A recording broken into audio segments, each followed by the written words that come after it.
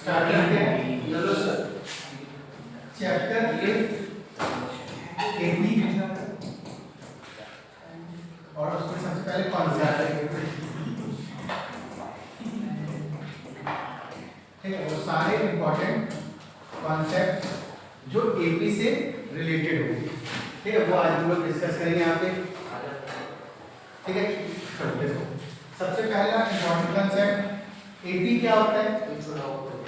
तो एपी हमारा क्या है, एक ऐसी सीरीज, ऐसे नंबर की सीरीज जिसका क्या हो, कॉमन डिफरेंस सेम हो। जैसे 1 3 5 7 9 11, इस तरीके से जो नंबर चलता जाएगा ये हमारा क्या है, एपी, ठीक है। क्योंकि अगर इसमें देखें तो पिछले टर्म, जैसे ये मान लो ये टर्म है, तो 3 - 1 5 - 3 7 - 5 9 - 7, ये आपस में इक्वल है। अगर ये इक्वल है, इस टर्म को इस टर्म से माइनस करो, इस टर्म को इस टर्म से, इस टर्म को इस टर्म से, इस टर्म को इस टर्म से, तो हमें क्या मिलेगा, सेम कॉमन डिफरेंस मिलेगा। कितना, 2 2। तो ये जो डिफरेंस है इसको बोलते हैं कॉमन डिफरेंस। और ये कॉमन डिफरेंस अगर किसी भी नंबर के सीरीज में बराबर होता है तो वो हमारी एपी हो जाती है। कितना क्लियर है। दूसरा चीज, स्टैंडर्ड फॉर्म। स्टैंडर्ड फॉर्म क्या होता है एपी का, standard form of an AP. कोई भी एपी को हम जनरल तरीके से कैसे लिख सकते हैं, स्टैंडर्ड को जनरल फॉर्म में कहते हैं, जनरल टर्म, ठीक है। दोनों में से कोई एक। अब कैसे लिखेंगे इसको, तो सिंपल सा हमारा a plus b, a plus 2d, a plus 3d, a plus 4d, ऐसे सो। ये हमारे सारे क्या है, एपी के फॉर्म। लास्ट में होते होते अगर इसका nth टर्म बन जाए तो a plus n minus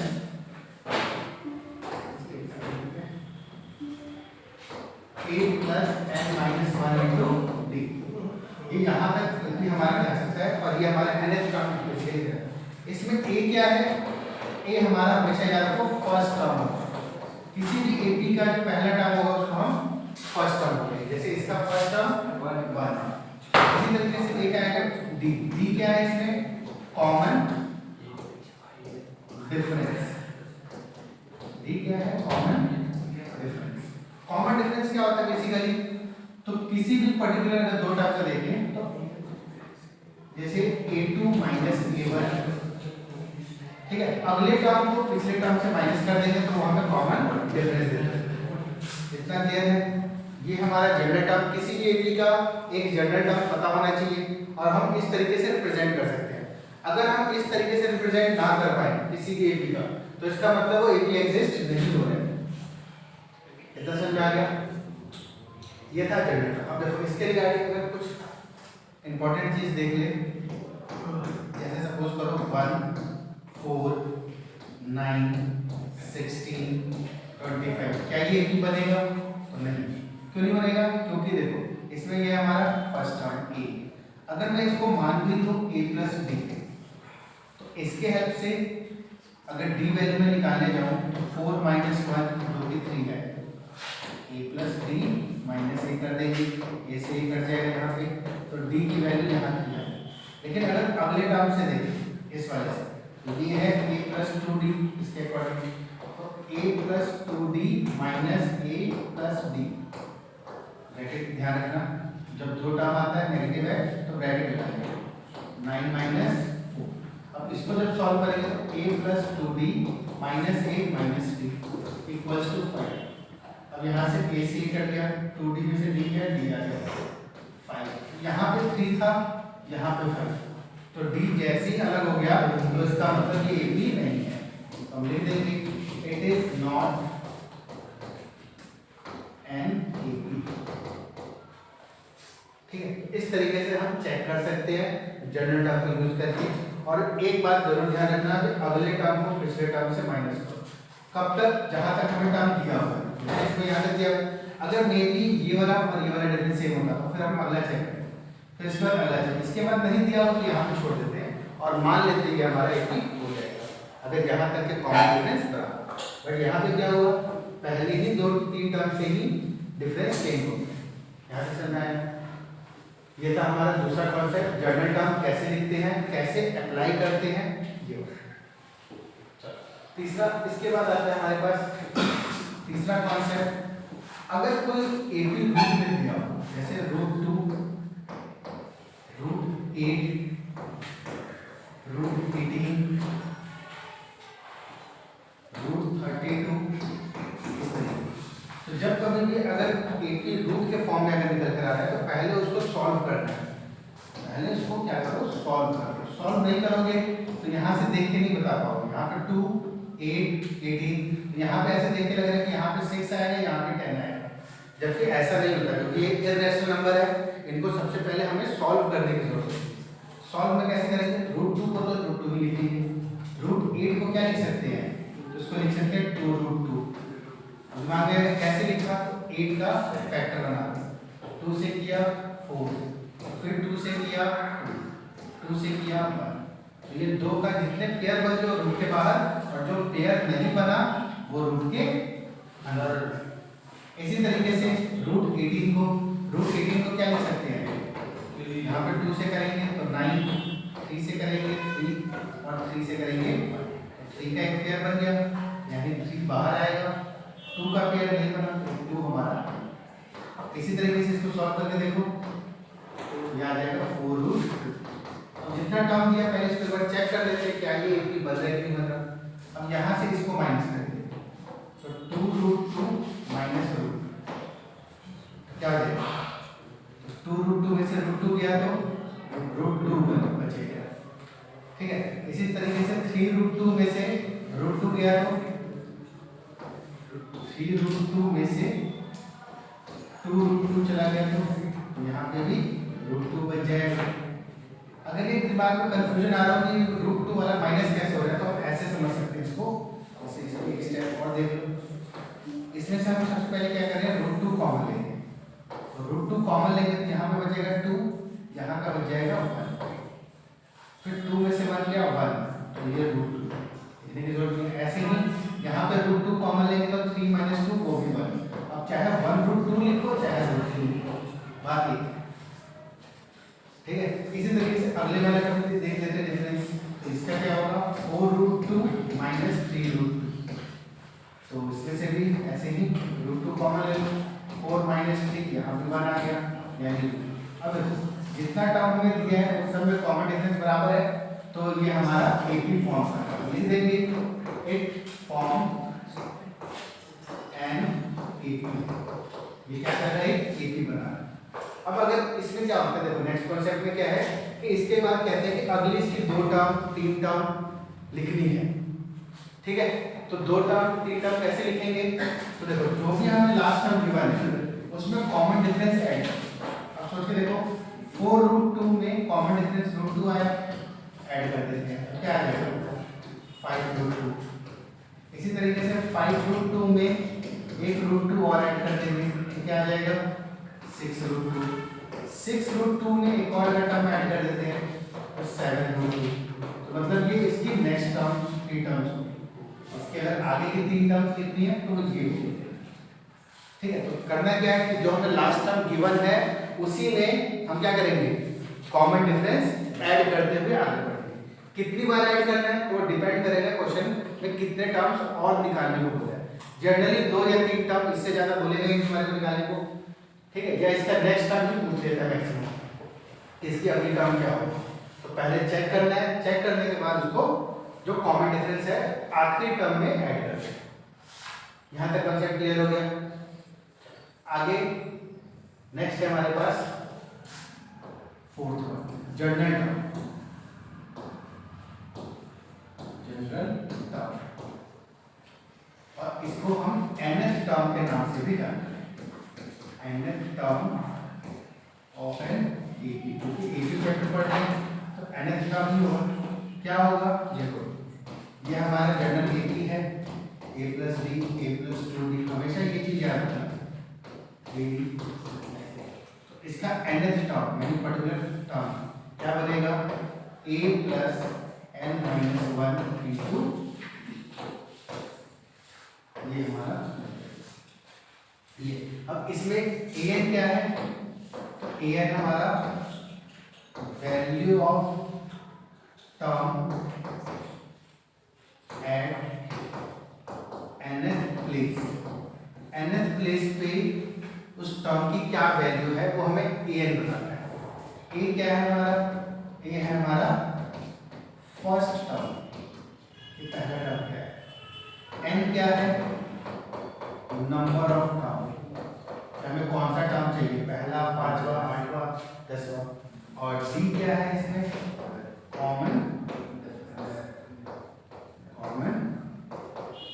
difference, ये हमारा d। आई होप समझ में आ रहा होगा, ठीक है, इतना क्लियर है। तो ये हमारा nth टर्म है। देखो अब एक सिंपल तरीका बताता हूँ एक एग्जांपल से कि कैसे फॉर्मूले से निकालेंगे और कैसे हम जनरल तरीके से निकाल सकते हैं। जैसे सपोज करो एक एपी हमारा 7 देन 10 13 16 ऐसे करते करते एक एपी है। अगर इसमें पूछे कि find the value of 15 term, कि 15वें टर्म की वैल्यू क्या होगी, तो मतलब वैल्यू पूछ रहा है, इसका मतलब हमें an निकालना है, ठीक है। तो an का फॉर्मूला, और वो भी कितना an, a15 क्या होगा, a plus 15 minus 1 into D, ठीक है। अब इसके अकॉर्डिंग प्रूव कर दो। तो इसके अकॉर्डिंग अगर हम देखें तो a की वैल्यू क्या है, यहाँ पे 7, d कितना है। अब क्योंकि ये AP बोल रहा है तो a की टर्म को माइनस करके देखते हैं, तो t2 माइनस t1 कर लेते हैं, क्या होगा 10 माइनस 7 3, ये d आ गया हमारा। n हमें दिया ही हुआ है, पुट कर देते हैं। a15 कितना आ गया, 7 प्लस 15 माइनस 1 कितना हो जाएगा 14, 15 माइनस 1 कितना होगा 14 इंटू 3 कितना आ जाएगा 7 प्लस 43 से 42 प्लस 40, यह आ जाएगा हमारे पास 15 टर्म। इतना समझ में आया। अब देखो एक टर्म हमने फॉर्मूले से निकाला, एक हम जनरल तरीके से निकाल सकते हैं। अगर यही क्वेश्चन एमसीक्यूज में आए तो हमें क्या करना है, ध्यान दो, जो भी कॉमन डिफरेंस आ रहा है, कॉमन डिफरेंस कितना आ रहा है 3, तो हम क्या करेंगे 3 को 15 से मल्टीप्लाई कर देंगे डायरेक्टली। अगर मैं 3 को 15 से मल्टीप्लाई करूं कितना आएगा 45 में फर्स्ट टर्म ऐड कर दो और उसमें से एक बार और कॉमन डिफरेंस माइनस कर दो, डायरेक्ट तुम्हारे को टर्म मिल जाएगा। 45 में 7 ऐड करेंगे कितना आएगा 52, और 52 में से कॉमन डिफरेंस एक बार माइनस कर देंगे तो कितना आ जाएगा 49। तो यहाँ से भी हम डायरेक्ट एक ही तरीके से निकाल सकते हैं, मतलब जो टर्म बोला हुआ है उसको डायरेक्ट b से मल्टीप्लाई कर देंगे, उसमें पहला टर्म ऐड कर देंगे, और ध्यान से देखोगे तो यही फॉर्मूला भी है, और कॉमन डिफरेंस एक बार माइनस कर देंगे। या इसमें ऐसे ही मान सकते हो कि जो भी टर्म बोला है उससे एक कम कॉमन डिफरेंस मल्टीप्लाई करो और पहला टर्म ऐड करो, डायरेक्ट तुम्हें आंसर मिल जाएगा, ठीक है। लेकिन ये काम एमसीक्यूज में करेंगे तो ठीक रहेगा, क्योंकि सॉल्विंग में कहीं ना कहीं तुमसे ये फॉर्मूला पूछेगा और तुम्हारे को एक फॉर्मूला ये दिखाना पड़ेगा कि ये हमारा a plus n minus 1 into b है, और बिल्कुल हाईलाइट फॉर्म, ठीक है। ये था हमारा nth टर्म के लिए। अब इसमें एक नेक्स्ट कॉन्सेप्ट आ जाता है फिफ्थ वन। फिफ्थ कॉन्सेप्ट में क्या आता है कि हमें टर्म निकालनी होती है, finding the term from the end of an AP, कि हमें एपी के एंड से हमें कोई एक टर्म पर्टिकुलर निकालनी होती है। जैसे सपोज करो एक एपी दे रखी है 2 4 6 8 10 12 करते करते करते मान लो ये यहाँ पे कर दिया 256 यहाँ तक। अब हमसे पूछेगा, जैसे मान लो इसमें क्वेश्चन आएगा find 25th term from the end of an AP, मतलब कि पीछे से 25वीं टर्म क्या होगी, ये हमारे को निकालना है। अब पीछे से 25वीं टर्म के लिए क्या करेंगे, ध्यान दो, सबसे पहले हम क्या करेंगे, इस एपी को उल्टा कर देंगे, कन्वर्स कर देंगे। एपी को जैसे ही रिवर्स करेंगे, कन्वर्स करेंगे, मान लो उल्टा किया, ये 256।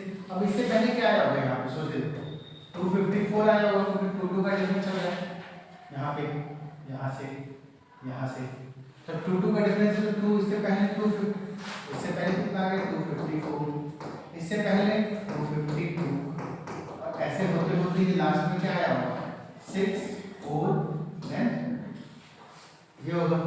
अब यहाँ से हम 25th टर्म निकाल देंगे, ठीक है। अब ध्यान दो, जब भी एपी को उल्टा करते हो तो फर्स्ट टर्म तो लास्ट टर्म ही हो जाता है हमारा, और सिर्फ कॉमन डिफरेंस में क्या चेंज होता है, साइन। यहाँ पे अगर कॉमन डिफरेंस देखेंगे तो 2 था, यहाँ पे कॉमन डिफरेंस -2 हो जाएगा बस। एपी को जब भी रिवर्स करेंगे तो हमारा कॉमन डिफरेंस का साइन चेंज होगा, मैग्नीट्यूड सेम रहेगा, यानी कॉमन डिफरेंस सेम का सेम ही रहेगा। इतना समझ में आया। अब यहाँ से an का फॉर्मूला लगा, a + n - 1 * d, फॉर्मूला जरूर लिखना है एक बार, और उसके बाद हमें 25th टर्म बोल रहा था, a25 क्या होगा, a + 25 - 1 * d, पुट कर दो फॉर्मूला। a कितना है 256, 25 - 1 24, d कितना है -2, 256 - 48, अगर 256 में से 48 माइनस कर दो तो कितना आ जाएगा 200, यानी कि 25th टर्म अगर देखें पीछे से इस एपी की तो क्या है 208। क्लियर है। तो एक ऐसा सा भी क्वेश्चन आता है कि पीछे से बताओ कौन सी टर्म है कौन सी टर्म नहीं है। यहाँ देख समझ में आया, ये था हमारा 5th कॉन्सेप्ट। यहाँ तक क्लियर है। टोटल हमने 5 कॉन्सेप्ट अभी तक पढ़े हैं। कौन सा है देख लो फिर से। पहला एपी क्या होता है, ये रहा। हाँ, एपी क्या होता है, एपी वो होता है जिसका कॉमन डिफरेंस सेम हो, ऐसे नंबर सीरीज के जिसमें कॉमन डिफरेंस सेम है। फिर आता है जनरल फॉर्म। जनरल फॉर्म क्या है, a + d a + 2d। उसके बाद यहाँ से first term common difference. Common difference कैसे निकालते हैं, कोई भी नेक्स्ट टर्म उससे जस्ट प्रीवियस टर्म से माइनस करें। फिर थर्ड आता है हमारे पास कि अगर कोई रूट के फॉर्म में है तो कैसे चेक करेंगे, तो उसको पहले सिंप्लीफाइड फॉर्म में लिखेंगे और फिर देखेंगे एपी है या नहीं है। फिर चौथा हमने देखा जनरल टर्म। ये जनरल टर्म कैसे लिखा जाएगा एपी का, तो जनरल टर्म लिखने के लिए हम लोग क्या इस्तेमाल करेंगे, nth फार्मूला। nth फार्मूला क्या है, a + n - 1 * d, जिसमें an क्या है, value of term at nth place, a क्या है फर्स्ट टर्म, n क्या है नंबर ऑफ टर्म, और d कॉमन डिफरेंस। इसके रिगार्डिंग क्वेश्चन हमने देखा कि कैसे 50 टर्म निकाल सकते हैं किसी भी एपी का। उसके बाद नेक्स्ट अगर हमें एंड से निकालना पड़े उसी क्वेश्चन में, एंड ऑफ द एपी से क्या होगा। यहाँ तक क्लियर हो गया। नेक्स्ट आते हैं 6th कॉन्सेप्ट पे। 6th कॉन्सेप्ट में क्या होगा, देखो इसमें हमारे क्या होता है कि हम चेक कर सकते हैं कोई पर्टिकुलर nth वैल्यू एपी में लाइक कर रही है नहीं कर रही है। ठीक है, जैसे सपोज कर लो लिख लो, we can check the any term belong to given AP और नॉट। कोई पर्टिकुलर टर्म हमें दे रखा है तो क्या हम वो टर्म एपी का है या नहीं है, ये भी हम चेक कर सकते हैं। कैसे, जैसे सपोज करो क्वेश्चन है 5 11 17 और अगर हमें चेक करना है कि क्या 153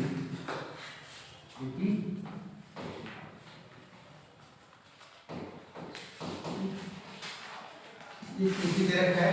उसके बाद question they is 153 is the term of given equation.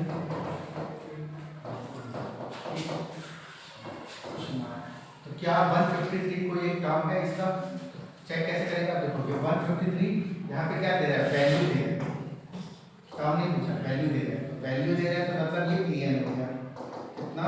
153। अब इसमें अगर फॉर्मूला लगा दे an का, तो an का फॉर्मूला क्या है? a plus n minus 1 into D. और इसके अकॉर्डिंग a कितना है हमारा? 5 और d कितना है? जस्ट इसके टर्म को माइनस कर दो, 11 माइनस 5 6, तो d हो गया हमारा 6। पुट करेंगे यहाँ पे तो a है 5 plus n minus 1 into 6 equals to 150। अब चेक कर लेते हैं, पहले 5 को उधर भेज दो, n माइनस 1 टू 6 153 माइनस 5 हो जाएगा हमारा 6 से करेंगे 6n माइनस 6 इक्वल्स टू 148।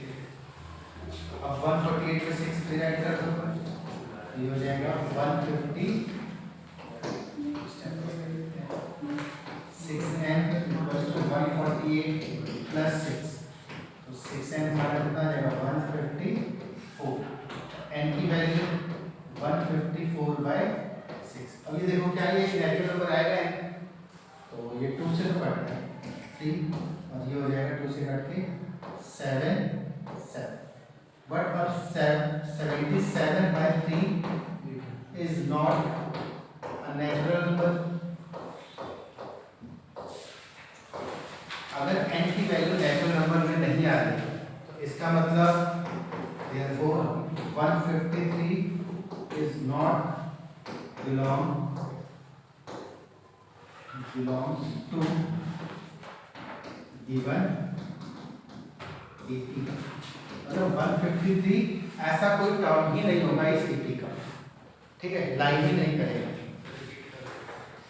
चलो एक बार फिर देख लो, अगर हमारे को कोई एपी दे रखा है 5 11 17 एक एपी दिया हुआ इस तरीके से, तो पूछा है कि क्या is 153 is the term of the given AP? क्या 153 इसका कोई एक टर्म होगा? 5वां टर्म हो, 10वां टर्म हो, 15वां टर्म हो, कोई सा। तो अब इसके लिए हम क्या करेंगे? अब देखो ये क्या दे रहा है? 153 एक वैल्यू दे रहा है और वैल्यू मैंने बताया क्या होता है? an। अब an अगर 153 है तो an का फॉर्मूला क्या है? a plus n minus 1 into D. अब इसमें पुट कर दो, a कितना है? 5, d कितना है? 6, तो a plus n minus 1 into 6 153। 5 को उधर लेके चले गए और यहाँ पे हम बच गया हमारे पास, इसको इसे मल्टीप्लाई करेंगे 6n माइनस 6 153 में से 5 गया 148, फिर 6 को आगे लेके गए प्लस हो जाएगा, यहाँ से 6n 154 आया, जिससे n की वैल्यू 154/6 जो कि 77/3 है। अब ये 3 से कटेगा नहीं, तो इसका मतलब 153 एक टर्म एपी का नहीं है। पता समझ में आया? देखो क्लियर है? ठीक है,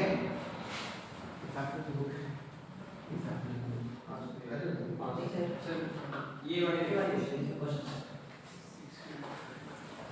ठीक है, ये समझ में आया?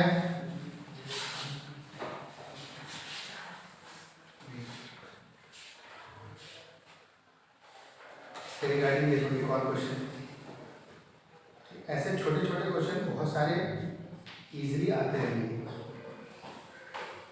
ठीक है, एक नेक्स्ट कॉन्सेप्ट है हमारे पास 7th concept, multiple of a given number. कोई पर्टिकुलर नंबर है उसके मल्टीपल पूछ लेगा कितने हैं, कितने लाई करते हैं, कितने लाई नहीं करते। जैसे सपोज करो एक क्वेश्चन अगर ऐसा पूछ ले, हाउ मेनी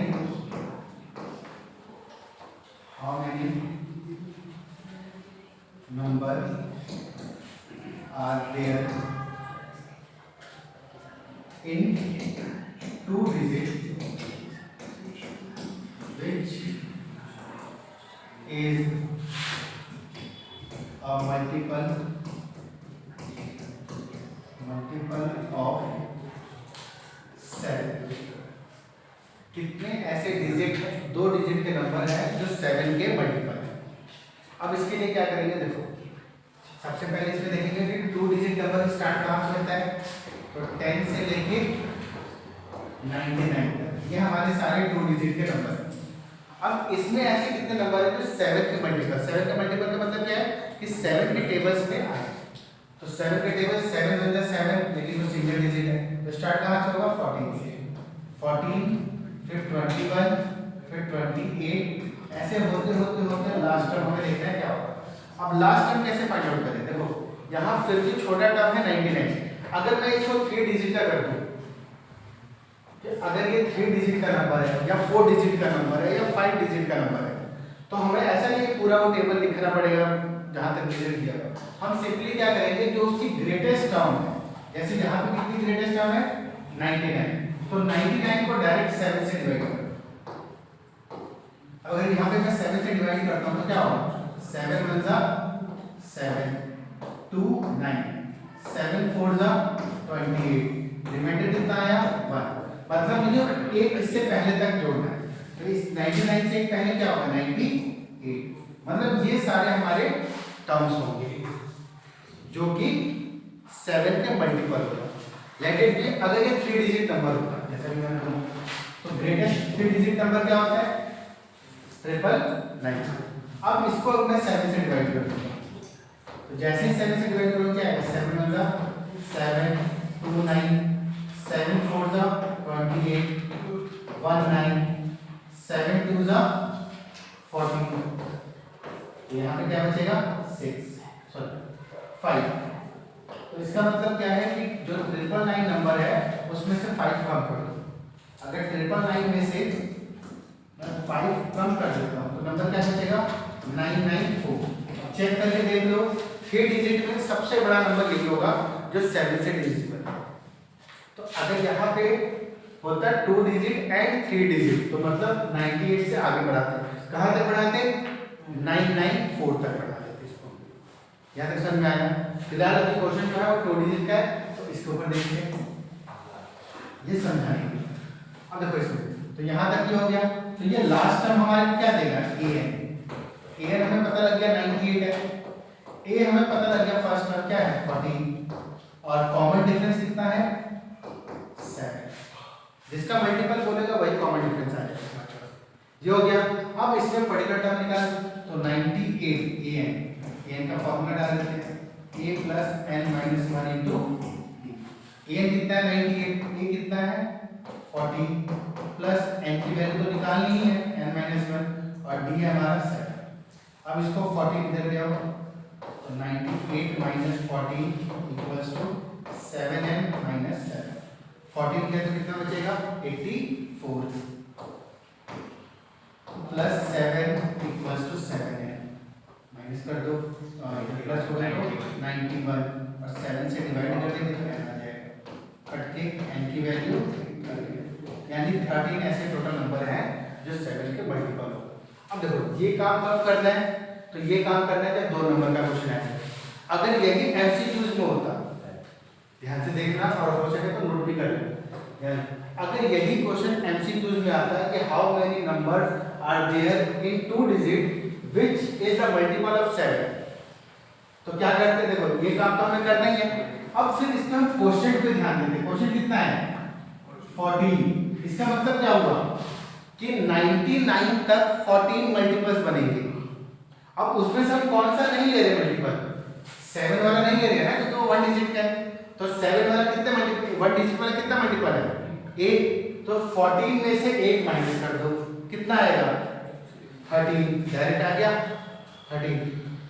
तो मतलब क्या है कि ये स्टेप फिर तुम्हें करने की जरूरत नहीं है, और ये तो तुम्हें वैसे भी करना है, लेकिन अगर 2 नंबर में आएगा तो पूरा तुम्हें करके दिखाना है, और 2 मार्क्स से ज्यादा का ये आना नहीं चाहिए, 3 मार्क्स बहुत ज्यादा से ज्यादा, ठीक है, क्योंकि इसमें उतना कोई कंसेप्ट नहीं है, एक फॉर्मूला है और कैलकुलेशन है, कैलकुलेशन भी 2 स्टेप की है, ठीक है। तो ये ध्यान दे देना, अगर मल्टीपल निकालना है, अब जैसे मान लो यहाँ पे मैंने ट्रिपल डिजिट के लिए बताया, अगर 3 डिजिट के नंबर देखे हैं तो 3 डिजिट के नंबर के लिए हमने क्या किया, 999 से डिवाइड किया 7, तो कितना आया 142। अगर क्वेश्चन सिर्फ ये हो कि how many numbers are there in 3 digit which are multiple of 7, जो कि 7 के मल्टीपल। तो हमने 999 का कितना निकाला 142।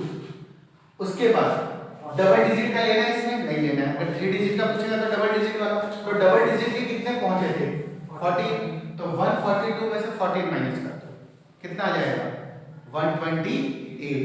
तो आंसर हमारा क्या हो जाएगा सिंपली 128। हम एक बार चेक भी कर लेते हैं। अगर 3 डिजिट का नंबर है तो स्टार्ट कहां से होगा 105 से, खत्म कहां पे होगा, तो यहां पे बताया मैंने 5 इसमें से माइनस कर दो तो 994। ठीक है, अब अगर मैं इसमें कैलकुलेट करूं तो an मेरा कितना हो गया 994, a कितना है 105, b कितना होगा 7 होगा। तो an formula an equals to a plus n minus 1 into d। तो यहाँ पे 994 equals to a 105 plus n minus 1 into 7। 105 minus कर दो कितना आएगा 889। इसके बाद equals to 7n minus 7 add हो जाएगा यहाँ पे आगे 889 प्लस 7 इक्वल्स टू 7n कितना आया 896 ओवर 7 इक्वल्स टू n कर दो 7 1 से 7 7 2 जा 14 5 6 8 आंसर आया। तो हम ऐसे ही अगर एमसीक्यू जाए तो हम उस तरीके से अप्लाई कर सकते हैं, और सब दिमाग में रखना होगा, ध्यान देना है, तो इस तरीके से काम हो जाएगा। तो नेक्स्ट कॉन्सेप्ट हमारा यही था कि अगर कोई मल्टीपल का क्वेश्चन है, मल्टीपल ऑफ द नंबर, तो हम इस तरीके से यूज कर सकते हैं। ठीक है, समझ में आया। नेक्स्ट, अब नेक्स्ट वाला 8%। अगर नेक्स्ट दे दे तो हम अगर हमारे को जनरल टर्म दे रखा है किसी का, जैसे मान लो ऐसे ही दे दिया 4n माइनस 3, और इसका पूछे कॉमन डिफरेंस, पहले भी ये मैंने बताया था, फिर से ध्यान दे दो। कॉमन डिफरेंस क्या होगा, और ये देखना जरूर एमसीक्यू में मिलेगा। कॉमन डिफरेंस क्या होगा इसका, तो जब भी हमें जनरल टर्म गिवन होती है तो कॉमन डिफरेंस हमेशा n का कोफिशिएंट होता है, हमेशा n का कोफिशिएंट होता है। तो कितना होगा 4, और फर्स्ट टर्म क्या होगा, तो फर्स्ट टर्म क्या होगा, तो n का कोफिशिएंट और कांस्टेंट टर्म इनका क्या करो ऐड कर दो 4 प्लस माइनस 3, तो ये हो जाएगा 1। तो हम डायरेक्ट ऐसे निकाल सकते हैं। ठीक है, तो ये भी याद रखना कि अगर हमारे को nth टर्म दे रखा है तो हम कॉमन डिफरेंस और फर्स्ट टर्म निकाल सकते हैं। ठीक है, अगला 9 है हमारे पास sum of n term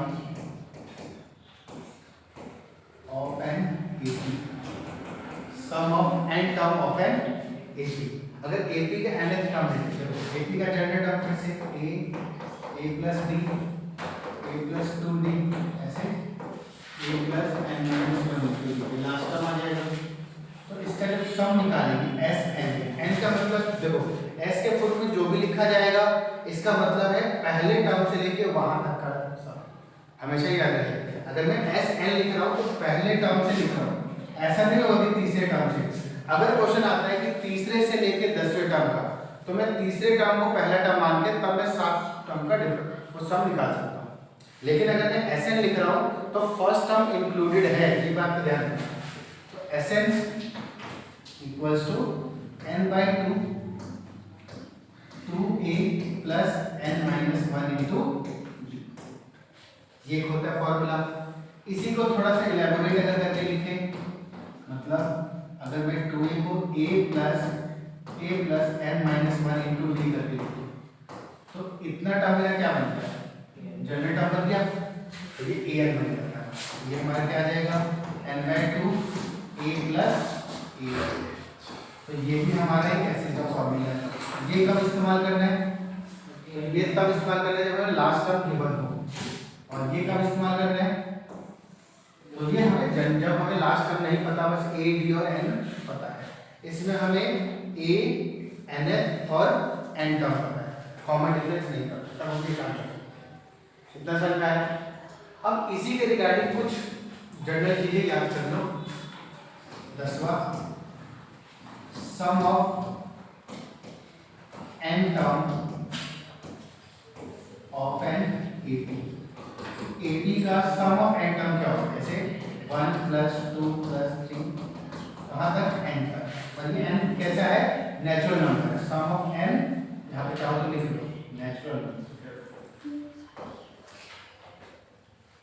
some of N natural number. तो 1 से लेके n तक नेचुरल नंबर का सम वैल्यू क्या आएगा, n + 1/2।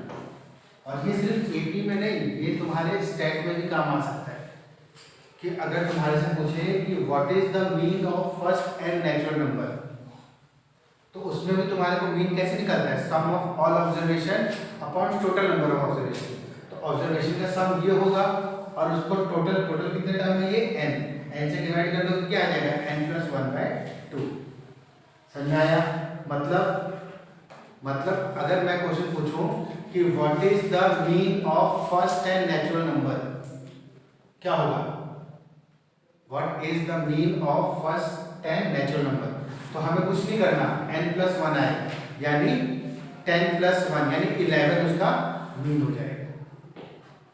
समझ में आया। तो वो उधर भी काम आएगा तुम्हारे को सम निकालने के लिए। इसी तरीके से अगर बात करें 1 11, sum of n first n odd natural अगर पहले n ऑड नेचुरल नंबर की बात करें तो पहले n ऑड क्या होगा, 1 3 5 7 9 इस तरीके से होगा। इसका सम याद रखना n² होगा। यहाँ से भी अगर मीन पूछे कि पहले 10 नेचुरल नंबर और नेचुरल नंबर का मीन क्या होगा, तो n² और टोटल नंबर कितना है, n से डिवाइड करो तो डायरेक्ट n। अगर पहले 10 ऑड नेचुरल नंबर का मीन देखे तो 10 ही होगा, पहले 20 ऑड नेचुरल नंबर का मीन देखे तो 20 ही होगा। ठीक है, यहाँ से ये चीज कर सकते हो और यहाँ से मीन वाला भी क्वेश्चन बनता है। ठीक है, तो थोड़ा ध्यान रखिए। 12, sum of first even n natural number. अगर sum of first n even natural number को देखें तो क्या आएगा, 2 4 6 8 ऐसे कितने होंगे up to n terms. n terms क्या होगा, 2n। n टर्म्स क्या होगा, 2n होगा। अब इसका सम कैसे निकाल सकते हैं, तो इसमें से अगर मैं 2 कॉमन ले लूं तो ये 1 2 3 4 n तक बन जाएगा। अगर इसमें से 2 कॉमन ले लिया जाए, सपोज करके देखो मैंने यहाँ से 2 कॉमन लिया तो 1, इसका 2, इसका 3, इसका 4, ऐसे करते करते 2n का n, और इसका सम तो हमने ऑलरेडी निकाला हुआ है, कितना, तो 2 और इसका सम n + 1/2, तो 2 से 2 कट जाएगा, यानी इसका सम कितना आया, इसका सम आया n + 1।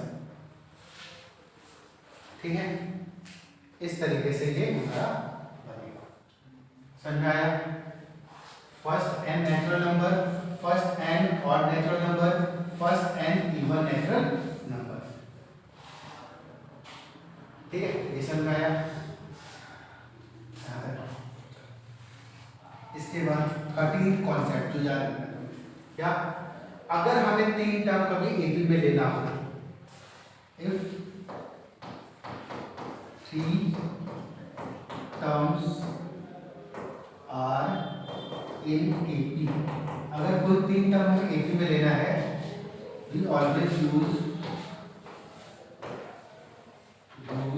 कैसा यूज करेंगे हम, ध्यान रखना a - d, a और a + 2। इसी को यूज करना तो ज़्यादा बेनिफिट मिलेगा, ज़्यादा इजीली क्वेश्चन हो जाएगा। ठीक है, ज़्यादा दिक्कत नहीं है। ठीक है, सिमिलरली अगर हमारे को 4 टर्म यूज करना पड़े, 4 टर्म आर इन AP, अगर 4 टर्म AP में आ जाए तो क्या लेंगे हम, a minus 3d, a minus d, a plus d, a plus 3d, और 4 टर्म से आगे तुम्हें नहीं पूछेगा, यहीं तक रिस्ट्रिक्ट। ये सब मैं इसके बाद 15 एक और, if 3 terms like ABC are in AP, अगर 3 टर्म तुम्हें दे रखा है टर्म और वो कहते हैं AP में है, तो हम क्या करेंगे, यहाँ से याद रखना 2B equals to A plus C। तो जो 2B होगा मिडिल टर्म का डबल पहले दूसरे टर्म के बराबर होगा। ठीक है, मिडिल टर्म का डबल पहले और तीसरे टर्म के बराबर होगा।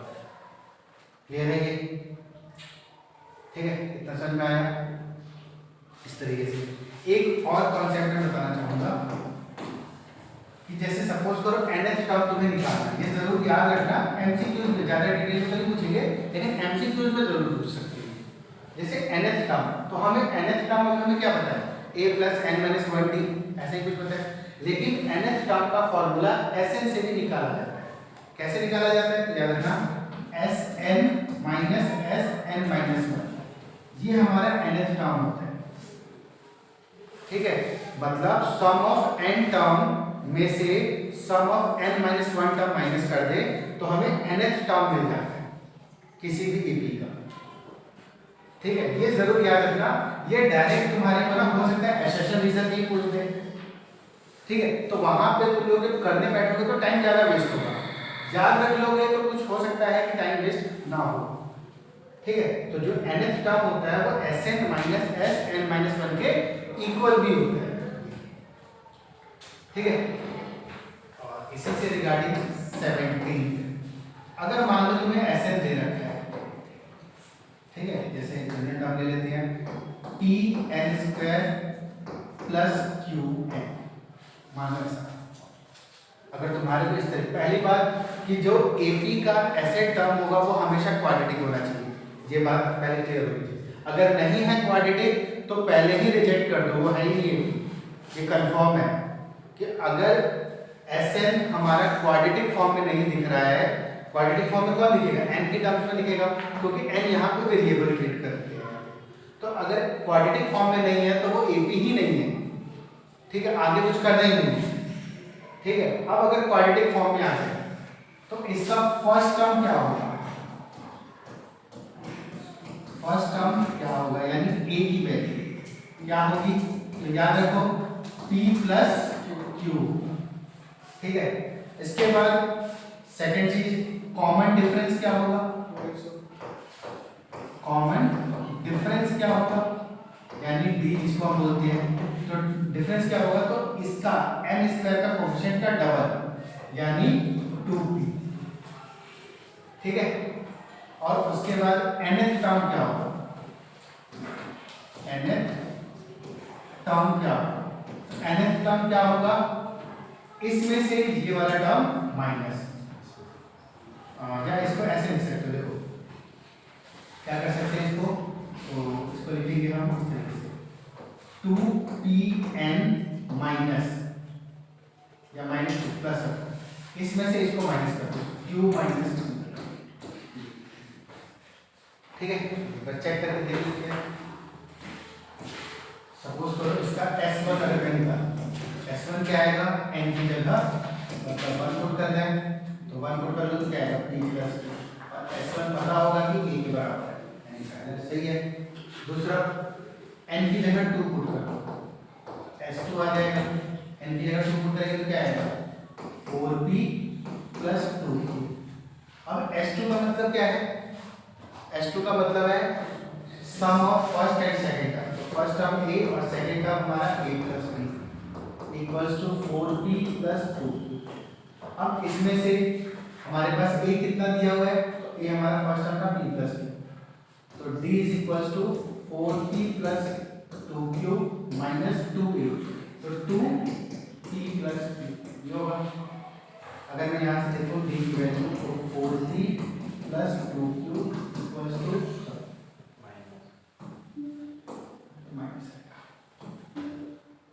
2q minus 2p minus 2q, तो 2q 2q कट गया, 4p में से 2p गया 2p, और कॉमन डिफरेंस भी आ गया हमारे पास।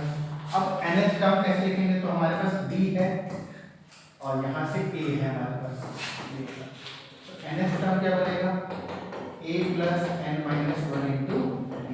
अब ध्यान रहे अगर मैं pq में लिख रहा हूँ तो pq में ही आएगा, और मैंने जानबूझ के लिखा है ताकि ये स्टैंडर्ड रहे, तुम लोगों को इजीली समझ में आए।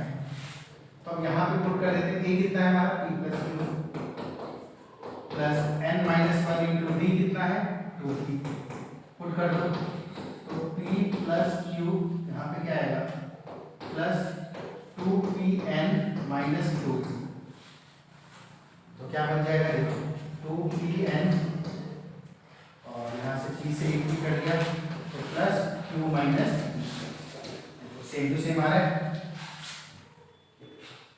क्लियर है, सेम टू सेम। मतलब देखो यही देख के, ये चीज देख के हम first term common difference nth term निकाल सकते हैं, ये वाला कर दें। लेकिन अगर क्वेश्चन 5 नंबर में आ रहा है तो ये क्रॉस चेक करने के लिए यूज करोगे, ना कि करने के लिए। डायरेक्ट लिख दोगे इस 3 स्टेप में, कौन तुम्हें 5 नंबर दे देगा, ठीक है, आधा आधा एक नंबर मिलेगा फिर, और क्वेश्चन और आंसर तुम्हारा गलत भी नहीं होगा, ठीक है। तो उस वक्त ये स्टेप करना है, मतलब ये स्टेप तो तुम्हारे परमानेंट मेमोरी में होनी चाहिए, लेकिन ये भी पता होना चाहिए कि अगर एमसीक्यूज में आ जाए कि ऐसे ये दे रखा है तो बताओ छठी टर्म क्या होगी, ठीक है, ऐसे ये दे रखा है कुछ भी, यहाँ पे p और n की जगह वैल्यू पुट कर लो, तो छठी टर्म क्या होगी, तो अब तुम्हारे को निकालने में जहां पहुंचने में ये स्टेप लग जाएगा, तो वहां पे तुम्हारा टाइम वेस्ट हो जाएगा। तो उस जगह के लिए तुम लोग डायरेक्ट nth टर्म इस तरीके से कैलकुलेट कर सकते हो। ध्यान से देखना, इसको याद भी रखना, बहुत इंपॉर्टेंट है, ठीक है। और ये इजीली नहीं मिलेगा कहीं पे, ना बुक में लिखा हुआ ना जनरली कहीं पे भी, ये सिर्फ करवाया जाता है और ये एक्सपीरियंस से पता लगता है कि हाँ भाई ये ऐसे करें तो ये चीज ऐसा आ जाएगा। नहीं तो तुम बुक खोलते रह जाओ, आर डी शर्मा चले जाओ, जहां मर्जी चले जाओ, नहीं दिया बच्चे क्वेश्चन के थ्रू दिया होगा, या तो क्वेश्चन सॉल्व करोगे तो पता चलेगा, ठीक है, डायरेक्टली वो भी नहीं है।